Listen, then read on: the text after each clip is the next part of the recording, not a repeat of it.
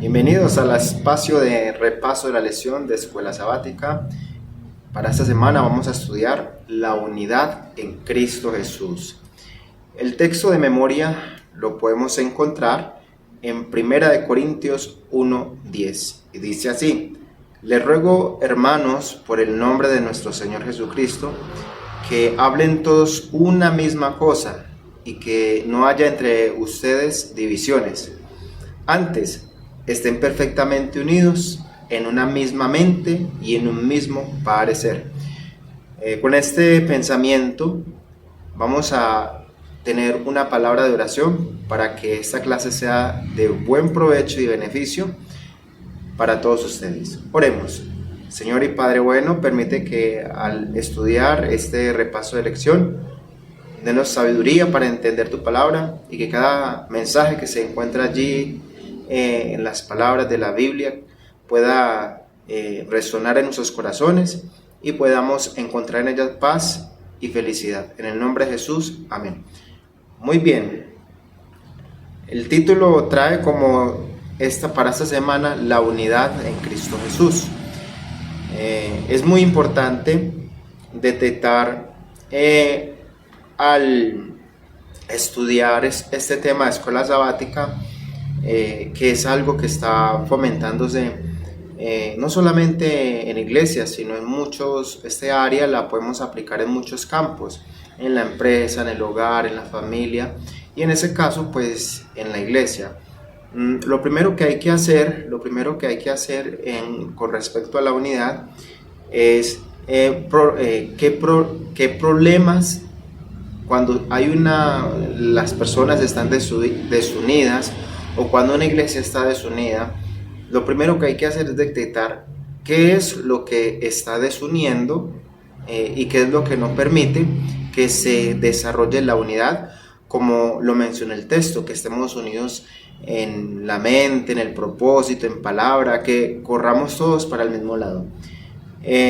¿Cómo mantener la unidad? Es una buena pregunta que podemos desarrollar frente a esa situación. Primero, saber que la unidad es en Cristo Jesús. Primero que todo hay que tener sabiduría y madurez. La sabiduría y madurez para aceptar, reconocer y avanzar. Servicio y humildad. Y respeto hacia los líderes y hacia persona a persona. Son aspectos muy fundamentales que se refieren. Pero ahora la pregunta, porque el texto que se desarrolla en esta semana es que Pablo aconseja a los corintios que sean unidos, ¿cierto? Pues si él aconseja eso es porque hay desunión. Entonces vamos a mirar juntos qué es lo que estaba pasando allí. El texto indica que después de saludar a los corintios y alabarles por su crecimiento espiritual, Pablo pasa a tocar el primero de los problemas que afectan a esa iglesia, la falta de unidad. En Corintios lo que afectaba es la falta de unidad. Un punto que queda claro desde el principio: la unidad en la iglesia no se puede obtener gracias al esfuerzo humano. Solo centrándonos en Jesús podemos llegar a tener unidad. Vamos a mirar entonces un punto importante que nos menciona la lección, que es ¿qué problemas provocan la desunión? Divisiones y contiendas, que son uno de los factores que afectan en la mayoría y es como una manzana podrida que va afectando al resto de las personas. ¿En qué consistían las divisiones que existían en la iglesia de Corintios? Vamos a mirar el texto que estaba pasando allí, porque el texto todos una misma cosa. Lo que Pablo les aconseja en 1 Corintios 1:10, que todos seamos una misma cosa. Distintos líderes que se estaban presentando allí pasaban por Corinto y cada creyente tenía su predicador favorito: Pablo, Apolos y Pedro. Y esto había llegado al punto de generar contiendas entre ellos. El punto que decía, yo soy de Pablo, yo soy de Apolo, yo soy de Pedro, porque la perspectiva, aunque la Biblia siempre es una sola, el exponente según su conocimiento, según su sabiduría que Dios le da y su estudio que lo hace realizado, va desarrollando, en este caso de Pablo y Pedro, que son dos pensamientos distintos, no distintos en el sentido de que se contradizcan, sino que, por ejemplo, Pablo es más estructurado, Pablo es más catedrático, Pablo enseña a su público, es gentiles, personas que vienen de otras costumbres y que vienen a la costumbre judía, y cómo esa mezcla entre esas dos costumbres las une para que sean cristianos sinceros y verdaderamente conversos, sin afectar al judío y sus costumbres. Por el contrario, Pedro, por ejemplo, muy judío, o sea, muy judizante. A veces en el libro de Hechos podemos ver cómo él, según su costumbre, solamente se juntaba con la nación judía, y era abominación según la ley estar reunido o comer con gente pagana, o sea, no estaba dentro de sus costumbres. Entonces todos estos distintos puntos de vista en cuanto a costumbres, ¿cierto? A costumbres, porque el Dios es el mismo, es Jesús, es el que une, es totalmente diferente. Sin darse cuenta de que todos predicaban un mensaje en común, se encontraron en aspectos irrelevantes. Levántate, la vida de la iglesia quedó afectada. La falta de unidad distorsionaba la celebración de la cena, e incluso llegaron al extremo de mantenerse mutuamente ante los tribunales. Cada discusión que se estaba presentando, cada problemita a una junta. Entonces eso no debe de ser así, porque en la iglesia debe de haber armonía, debe de haber orden y debe de haber esa unidad, que es lo que siempre busca Dios. ¿Qué es lo que le agrada al diablo? Al diablo le agrada que las personas estemos desunidas, que los líderes estemos desunidos. Siembra cizaña, siembra chisme, siembra odio, siembra rencor, siembra discordia, porque él sabe que en estas pequeñas cosas no puede morar la presencia de Dios. Es una estrategia que lo utilizó en el cielo y que ahora la implementa en su iglesia para que estemos desunidos. Entonces, ¿cómo nosotros, a pesar de los problemas, podemos mantener la unidad? La unidad, primero que todo, recuerda que la unidad la da Cristo Jesús. Él es el mayor ejemplo de unidad. En su vida personal, él dijo: mi Padre y yo uno solo somos. Y junto con el Espíritu Santo mantenían una unidad perfecta, una unidad en amor, en propósito, en rey, en jerarquía, en administración, en autoridad, en misericordia. Todo era un mismo pensamiento. Pues él demanda que su iglesia también sea lo mismo. Entonces el texto, nuevamente vamos a leerlo, 1 Corintios 1:9 dice: fiel es Dios, por el cual fuiste llamado a la comunión con su Hijo Jesucristo nuestro Señor. Entonces todos nosotros somos llamados a ser unidos y a estar en comunión con Dios. Voy a leer otros textos aquí que resalta la lección de 1 Corintios 1:13 y 12:12, que es lo que tenemos para esta semana. Miren lo que dice: la unidad no solo puede conseguir teniendo a Jesús como nuestro Señor, no se consigue la unidad solamente por eso, al pensamiento, ideas de un hermano o una hermana formando un grupo cerrado. Eso no es unidad. Por la unidad en Jesús no es uniformidad. No implica que todos pensemos lo mismo en todo o que actuemos todos de la misma manera. Las pequeñas diferencias de opinión, los distintos dones que cada uno tiene, cuando estén centrados en Cristo, en lugar de generar desunión, para generar la unión. La unidad de la iglesia no solo se consigue muriendo al yo, se consigue muriendo al yo y viviendo para Jesús. Para que tengamos un concepto claro de qué es la unidad, voy a ponerles un ejemplo de una persona, por ejemplo, que está por la calle, ¿cierto? Que está por la calle y está conduciendo, lleva un carro, está conduciendo y de repente se varó, ¿cierto? Se varó, no conduce el carro. Entonces viene con sus amigos, pero deciden que bajarse del carro y empezar a empujarlo. Pero resulta que cada uno sabe que tiene que empujar el carro, ¿cierto? Y cada uno tiene fuerza para empujarlo. No, uno solo no tiene la fuerza para empujar todo el carro, pero esa poquita fuerza sirve para empujar, unida con las otras fuerzas de los otros 3 o 4 personas, ayudan para avanzar el carro. Supongamos que la situación sigue y cada uno se hace de un lado del carro, unos atrás y otros adelante y los otros 2 a los lados. Supongamos que vayan 8 personas, 2 atrás, 2 adelante y 2 a los lados. Pero vamos a mirar que de esas personas, por ejemplo, 2 se quedaron en el carro, ¿cierto? Y los otros 6 se están empujando.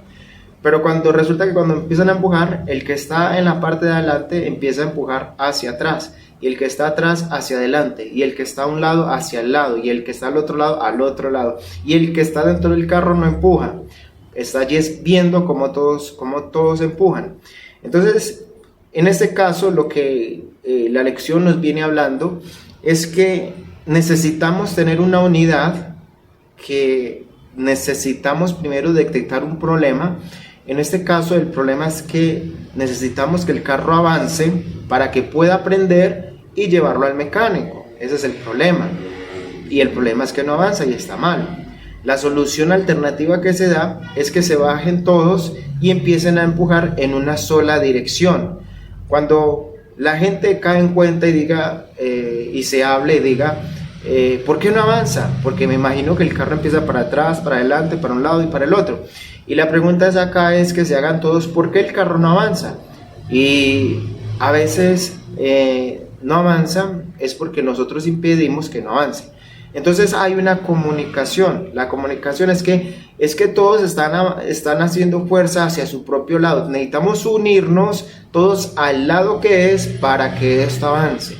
Cuando se comunica, todos caen en cuenta y dicen, sí, es que la manera donde debemos de correr es hacia atrás para que el carro avance hacia adelante. Y si falta un poco más de fuerza, los que están sentados pueden salir y que el carro avance. Probablemente el carro, después de que se le empujó, prendió y ahí sí todos empezaron a ir más rápido a la meta o al lugar donde querían ir. Déjeme decirle que eso es lo que la lección nos viene hablando. Muchos de nosotros tenemos talentos, tenemos las fuerzas, tenemos muchas cosas para hacerlo, pero estamos avanzando con nuestras propias fuerzas, y con nuestras propias fuerzas no puede avanzar nada. Tampoco estamos escuchando a nosotros mismos, porque creemos que tenemos la razón, y cuando creemos que tenemos la razón, la situación no avanza, todo queda estancado. Entonces necesitamos tener comunicación, que es tan importante para que haya una unidad. Es lo que viene hablando la lección. Y esa unidad está en Cristo Jesús. Pero para esa unidad necesitamos 2 cosas: sabiduría y madurez. Dice el texto, 1 Corintios 3:1, dice, dame de manera que yo, hermanos, no puedo hablar como espiritualmente, sino como carnales, como a niños o en Cristo Jesús. Lo que Pablo está diciendo es una verdad que radica en nosotros. Mira, somos inmaduros espiritualmente o somos maduros espiritualmente. Necesitamos tener madurez espiritual y salir de la inmadurez espiritual. Sean como niños. Pues ¿qué hacen los niños? Los niños, el alimento hay que tenerles más paciencia, hay que darles el alimento más poquito, se alimentan con leche o con cereales y son propensos a caer a los deseos de la carne, ¿cierto? Es lo que dice la lección. Se dejan llevar por las opiniones de los demás y no tienen autocontrol propio. Entonces Pablo llama carnales a los cristianos inmaduros, a los niños en Cristo. Este tipo de cristianos se fijan más en las personas que están más en las personas que en Jesús. cuando una persona llega a la iglesia o cuando las personas de afuera están allí que quieren buscar las cosas de Dios, pero lamentablemente ponen su mirada en mí, en el hombre. Y cuando yo caigo, esa persona empieza a decir, mire, si el hermano hizo esto, si la hermana hizo esto, si el líder hizo esto, si el pastor hizo esto, entonces está equivocados. Y Pablo le llama a eso inmadurez espiritual. Necesitamos tener madurez espiritual, porque nuestros ojos deben de estar puestos en Cristo Jesús, que es perfecto, varón perfecto, probado en todo y por todo, y nunca pecó. Eso es lo que vemos, nuestro mayor ejemplo. Cuando se da importancia excesiva a un líderes en testimonios, se forman grupos de diversas iglesias. Este es el fruto de la inmadurez. Por ello Pablo nos invita a alcanzar la madurez espiritual, 1 Corintios 1:26, que desarrollemos tal cual meta elevada, que es la madurez espiritual.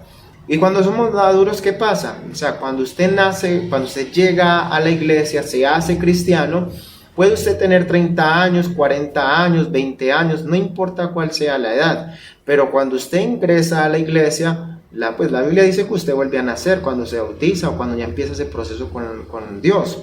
Entonces, de ahí en adelante usted empieza 0 años, 1 año, 2 años, 3 años, 4 años. Y eso literalmente, porque es un nuevo comienzo, una nueva vida, usted empieza a tener fallas, caídas y a tener muchas costumbres y decisiones, más que todo, decisiones, errores que después se va a arrepentir de haberlo hecho, pero es por consecuencia de inmadurez espiritual.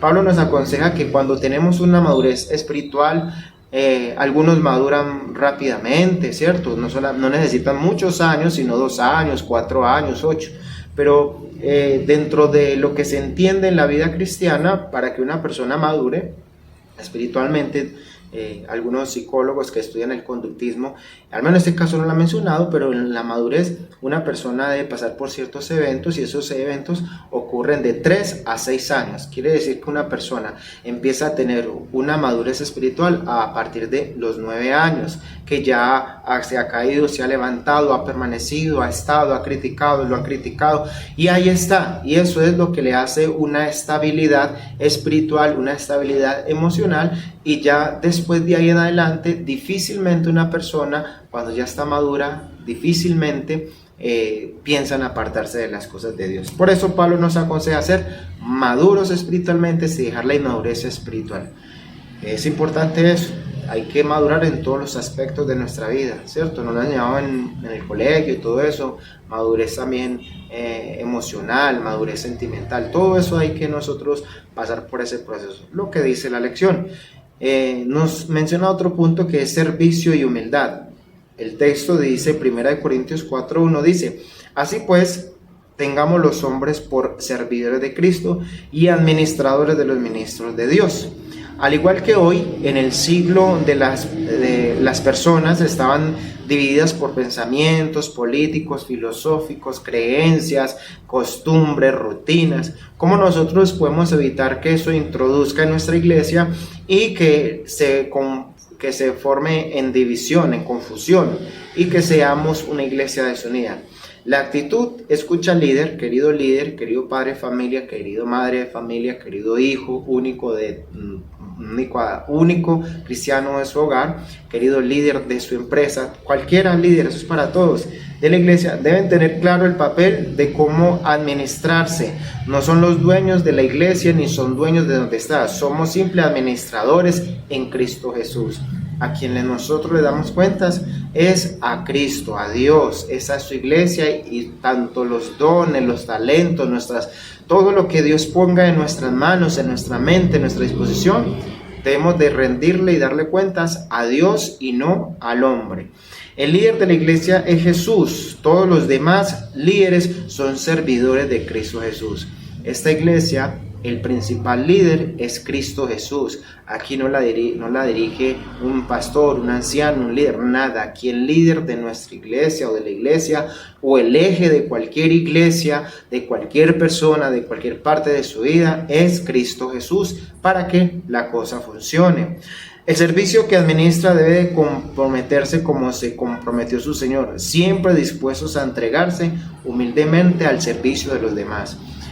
Ahí está el conocido dicho que dice, todos nacemos para servir y el que no nace para servir no sirve para vivir.